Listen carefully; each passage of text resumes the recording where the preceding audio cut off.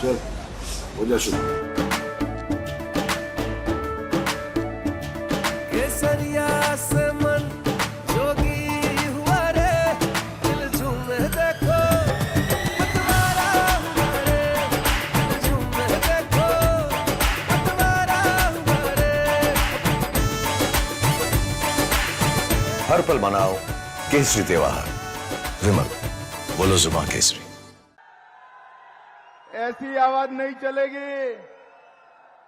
अरे 400 पार जाना है या नहीं जाना है? मोदी जी को तीसरी बार प्रधानमंत्री बनाना है या नहीं बनाना है? हमारे सुब्रत पाठक को फिर से जिताना है या नहीं जिताना है?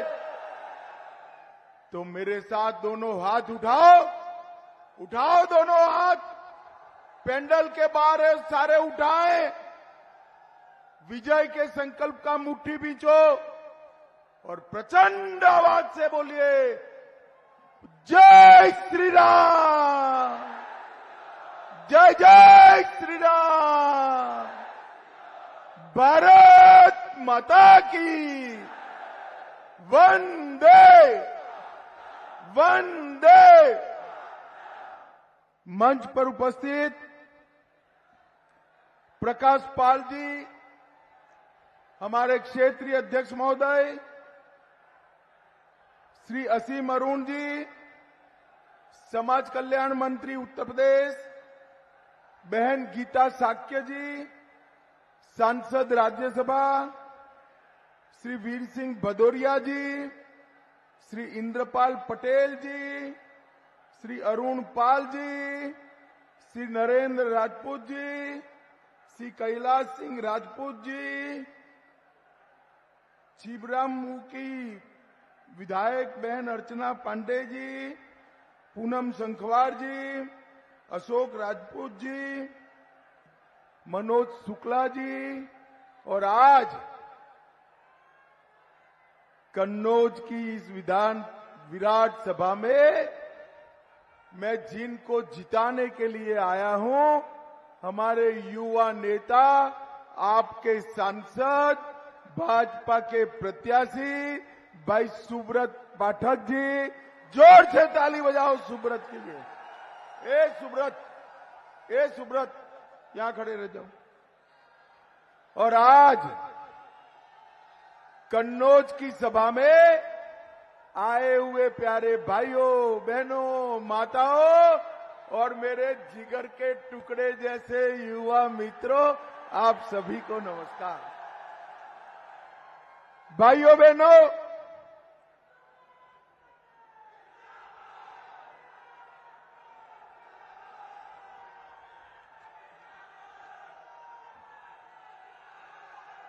मेरे साथ बोलिए भारत माता की। हो गया भाई, सुन लिया तुझे, देख भी लिया, देख लिया तुझे। भाइयों बहनों, आज सबसे पहले अन्नपूर्णा देवी मंदिर, बाबा गौरी शंकर मंदिर, माता फूलमती मंदिर और स्वर्गीय गोवर्धनलाल कनौजिया को प्रणाम कर कर मेरी बात की शुरुआत करना चाहता हूं। मैं कन्नौज आया हूं तब महान विचारक और स्वतंत्रता सेनानी डॉक्टर लोहिया जी को भी मनपूर्वक प्रणाम कर कर मेरी बात की शुरुआत करना चाहता हूं। भाइयों बहनों, जैसे ही मेरा हेलीकॉप्टर कन्नौज में लैंड हुआ, न जाने कहां से इत्र की खुशबू नाक के अंदर जाकर दिमाग तक पहुंच जाती है। सदियों से हमारा कन्नौज देश भर में, दुनिया भर में इत्र की खुशबू पहुंचाता है। और जब G20 वाले आए ना, दुनिया भर के G20 के नेता, हमारे मोदी जी ने सबको कन्नौज की इत्र की बोतल भेंट करने का काम किया है। और इसके साथ साथ रामलल्ला को गर्मी में जो चंदन का इत्र जाता है वो भी कन्नौज वालों आपका दिया हुआ है, आपका बनाया। रामलल्ला की भेंट यहां से दिया हुआ इत्र चढ़ा है। भाइयों बहनों, आज मैं आप सभी को कहने आया हूं, एक मैं जरा पहले स्पष्टता कर दूं। मैं यहां आने के लिए निकला तो कुछ पत्रकारों का मुझे फोन आया कि कन्नौज जा रहे हो। मैं कहा हाँ। फिर से पूछा कन्नौज जा रहे हो? मैंने बोला हाँ। मैं को भाई क्यों बार बार पूछ रहे हो? अरे बैठ जाओ भैया, बैठ जाओ। अब रहने दो ना, रहने दो, सब ठीक है, आप ज्यादा शोर कर रहे हो। तो मैंने पूछा क्यों बार बार पूछ रहे हो?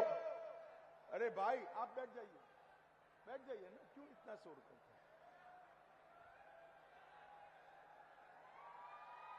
ओ फौजदार, ओ सफारी वाले भाई, ओ आप बैठ जाओ तो सब ठीक हो जाएगा। आप बैठ जाइए, रहने दो भाई। ये कौन है? रहने दो ना, सुनते नहीं हो? बोलिए भारत माता की। तो मुझे बार बार पूछे कि आप कन्नौज जा रहे हो। मैंने को बोला इतना क्यों पूछ रहे हो? कि कन्नौज तो बड़ा टफ लड़ाई है। मैं को कोई टफ लड़ाई नहीं है, सुब्रत मेरा दोस्त है, कन्नौज की जनता इसको जिताकर भेजने वाली है। कन्नौज वालों में कह कर जाता हूं, ये सुब्रत पाठक को आपने ही जिताया, फिर से जिताइएगा, उसको बड़ा आदमी बनाने का काम मैं करने वाला हूं। भाइयों बहनों, यहां सालों तक मुलायम से परिवार को आपने वोट दिया या नहीं दिया? अरे जोर से बोलो, दिया या नहीं दिया? ये ऐसा परिवार है, जीतता है तो भी बाद में नहीं आता है और हारता है तो भी बाद में नहीं आता है। ओ कैमरा वाले, बैठ जाओ। ये ऐसा परिवार है जो जीतता है तो भी नहीं आता है, हारता है तो भी नहीं आता है। भाइयों बहनों, कन्नौज वालों, कोरोना की महामारी विकट थी या नहीं थी? जरा जोर से बोलो, विकट थी या नहीं थी? अखिलेश जी या डिंपल बहन आए थे क्या? अरे जोर से बोलो, आए थे? हमारा सुब्रत आपके बीच में था या नहीं था?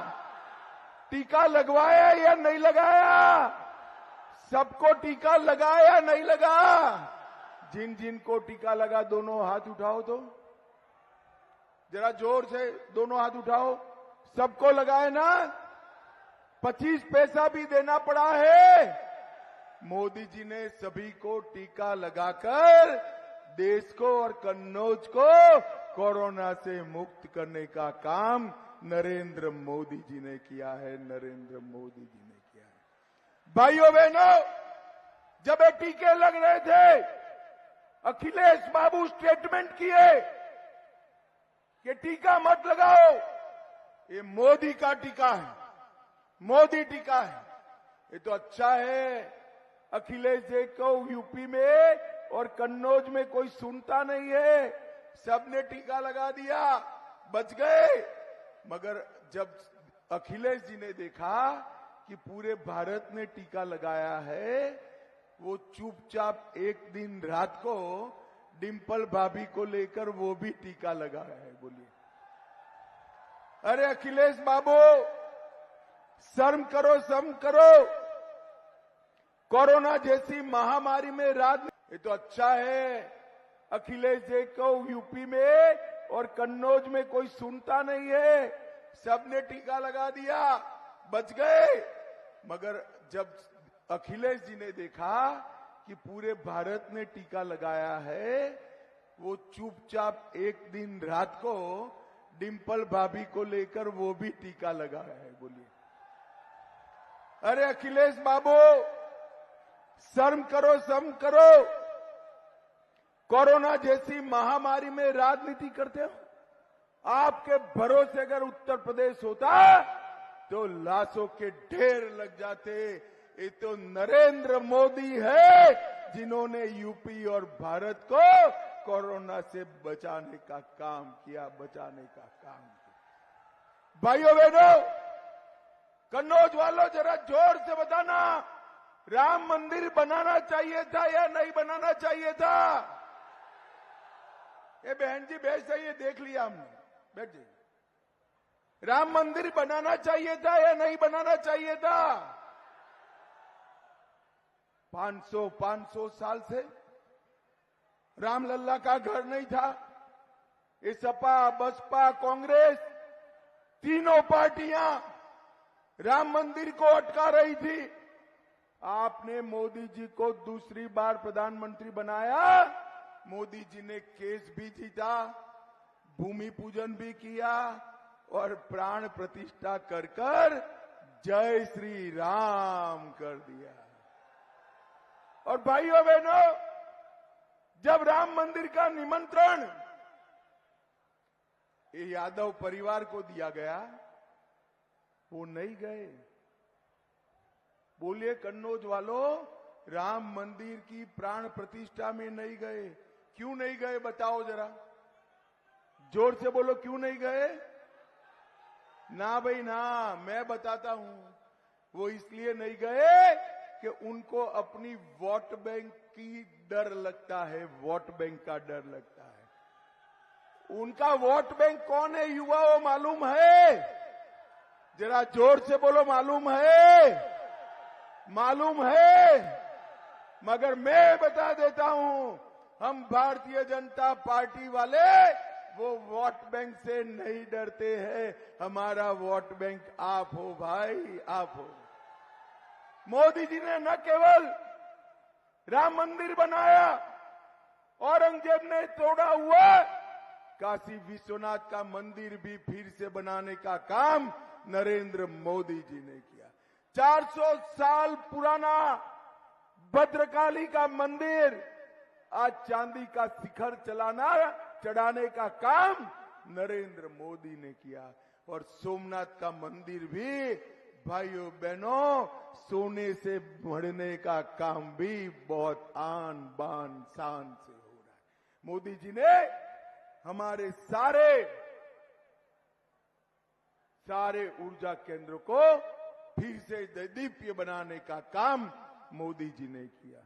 150 साल पुराने अंग्रेजों के कानून बदले, 100 साल पुरानी पार्लियामेंट नई बनाने का काम किया और धारा 370 को हटाकर कश्मीर को हमेशा के लिए भारत का हिस्सा बनाने का काम। अरे कन्नौज वालों, जरा अखिलेश को सुनाई पड़े ऐसे बताओ, ये धारा 370 हटानी चाहिए थी या नहीं हटानी चाहिए थी? ये कश्मीर जो है हमारा है या नहीं है? एक खरगे जी कहते हैं राजस्थान और यूपी वालों का कश्मीर से क्या लेन देन। अरे खरगे बाबू, आप 80 पार तो कर गए, मगर हमारे कन्नौज वाले को नहीं जानते हो। कन्नौज का बच्चा बच्चा कश्मीर के लिए अपनी जान दे सकता है मित्रों, जान।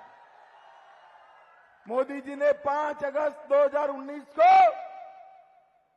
धारा 370 हटाकर हमेशा के लिए देश से आतंकवाद को समाप्त करने का काम हमारे प्रिय नेता नरेंद्र मोदी ने किया। नरेंद्र मोदी ने, भाइयों बहनों, 10 साल तक इस सपा बसपा के सहयोग से सोनिया मनमोहन सरकार चलती। 10 साल तक आए दिन पाकिस्तान से आलिया, मालिया, जमालिया घुसते थे, बम धमाके कर कर चले जाते, कोई बोलने वाला नहीं था। मनमोहन सिंह जी मौन रहते थे। मोदी जी को आपने 14 में प्रधानमंत्री बनाया, उरी और पुलवामा में हमला किया। मोदी जी ने 10 ही दिन में सर्जिकल स्ट्राइक और एयर स्ट्राइक कर कर पाकिस्तान के घर में घुसकर आतंकवादियों का सफाया करने का काम नरेंद्र मोदी। भाइयों बहनों, मोदी जी ने करोड़ों गरीबों के कल्याण के लिए ढेर सारे काम किए। देश में 80 करोड़ गरीबों को प्रति व्यक्ति प्रति माह 5 किलो अनाज मुफ्त में दिया, 12 करोड़ शौचालय बनाए, 4 करोड़ घर बनाए, 10 करोड़ लोगों को उज्ज्वला का कनेक्शन दिया और 14 करोड़ लोगों को नल से जल दिया और इसके साथ 60 करोड़ लोगों को 5 लाख तक का स्वास्थ्य का खर्चा मुफ्त देने का काम नरेंद्र मोदी जी ने किया। और अब तीसरी बार प्रधानमंत्री बना दो, गरीब हो ना हो, किसी भी जाति का हो, किसी भी धर्म का हो और 70 साल से बड़ा हो, सबके स्वास्थ्य की चिंता आपको करने की जरूरत नहीं है। नरेंद्र मोदी जी करेंगे, नरेंद्र मोदी।